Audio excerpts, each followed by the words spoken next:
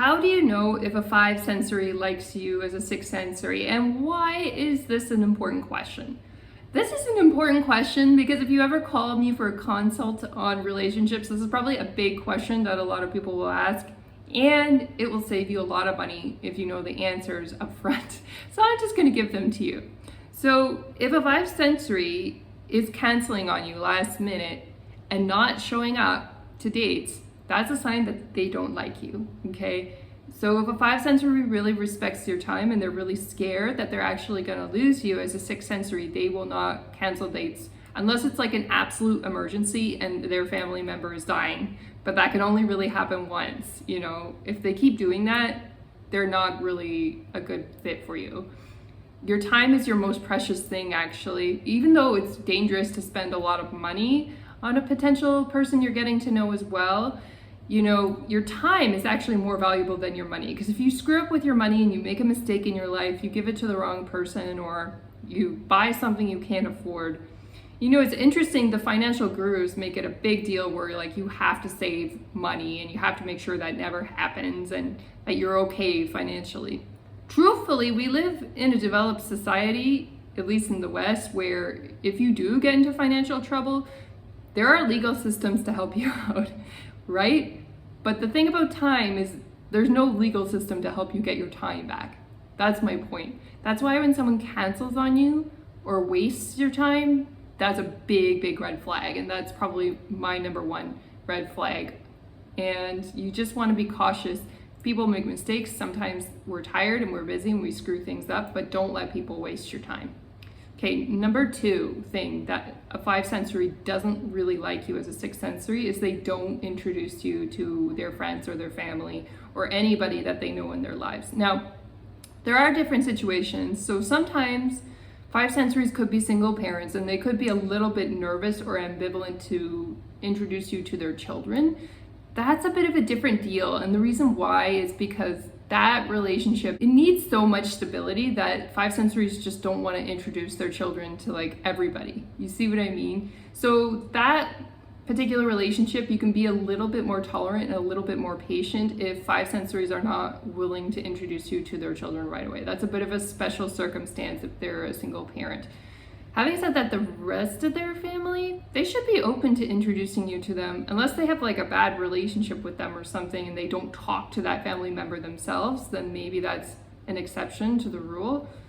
But even then you have to wonder why, and so you got to be a little bit cautious about that. But if they do introduce you to friends and family, then that's a good sign that they actually do like you, and we'll talk a little bit more about that in a minute. The number 3 sign that a 6 sensory and a 5 sensory aren't getting along and the 5 sensory doesn't like you as a 6 sensory is that they're starting arguments with you. They're attacking your character or they're talking about things you don't like, that you don't believe in, whether that's politically or spiritually, religiously, whatever that is.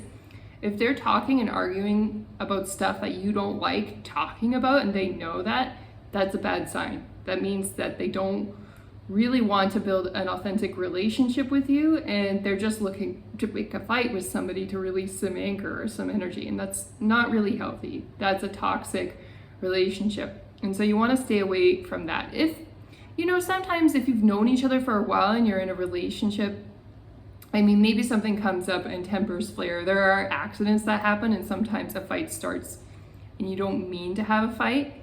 But having said that, if they're kind of purposely trying to tick you off and by bringing up stuff all the time that's irritating, if it happens once in a while, just let it go and act like it's not a big deal. That's very important, not to nag or complain to them because that really messes up your relationship.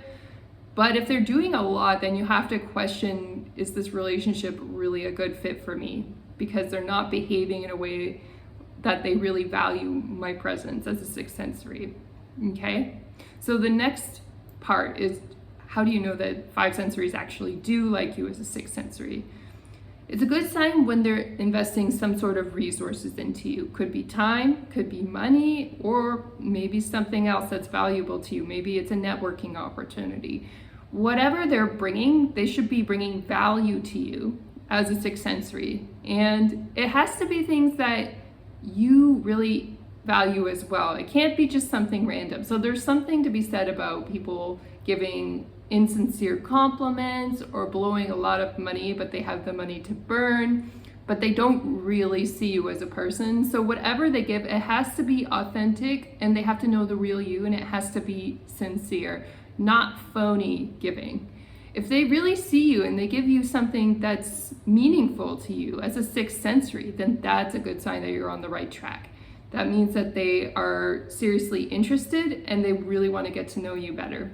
If they haven't asked you for a commitment yet, but they're investing time and resources into you, then don't worry. You've got something good going, and you can relax and just watch and see how things unfold. The next sign that a five sensory really values you as a sixth sensory is that they're interested in meeting your friends and family, and they want to introduce you to theirs. That's a really good sign. Okay, sometimes they do mess things up and they try to introduce everybody, and then later they change their minds or they screw up. It does happen like that sometimes. So it's not an absolute guarantee that you're going to have a relationship that works out. Things can still happen even after that stage. Having said that, it's a good sign. If they really don't want to introduce you to anyone, then it's a bad sign that they're not really serious about integrating you into their life. And so you don't want to be in that place where you're hidden from the lives of five sensory people. And then the next step that shows you that they're actually really interested in getting to know you is that they're willing to cut off their options in terms of their social media or dating apps.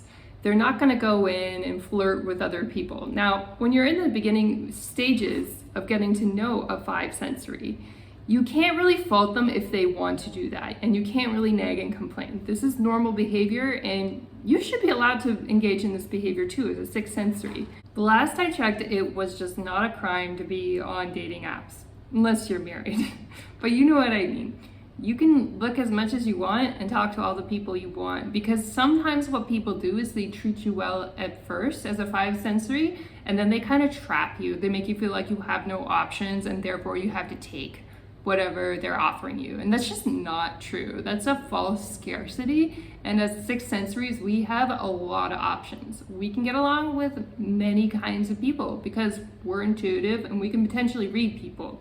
Be careful reading other people's energy, because that's a very special gift, and you don't want to be spending a lot of time reading people's energy to know that they're serious and committed. It should be very obvious, and you should feel very secure that they are committed. To finish off, what if you as a sixth sensory really like somebody else as a five sensory, but they don't like you back? Well, newsflash, you really have to start over and move on and let go of that. You can't control people and force them to like you if they just don't like you. And a lot of people are just not available for whatever reason because they got hurt by somebody in their past. They can be young, they could be old, they could be divorced, they could be single. But that doesn't mean you deserve bad behavior. It doesn't mean you have to take their bad treatment.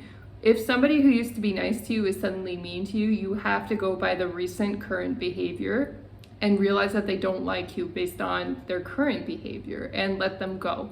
Move on with your life and look for somebody who is going to treat you right. And always have the discipline and backbone to walk away and start over. Even if you had a beautiful relationship, But if people suddenly start treating you bad, for whatever reason, it doesn't matter what the reason is, you have to be willing to let that past go and move on to somebody who is going to treat you well today.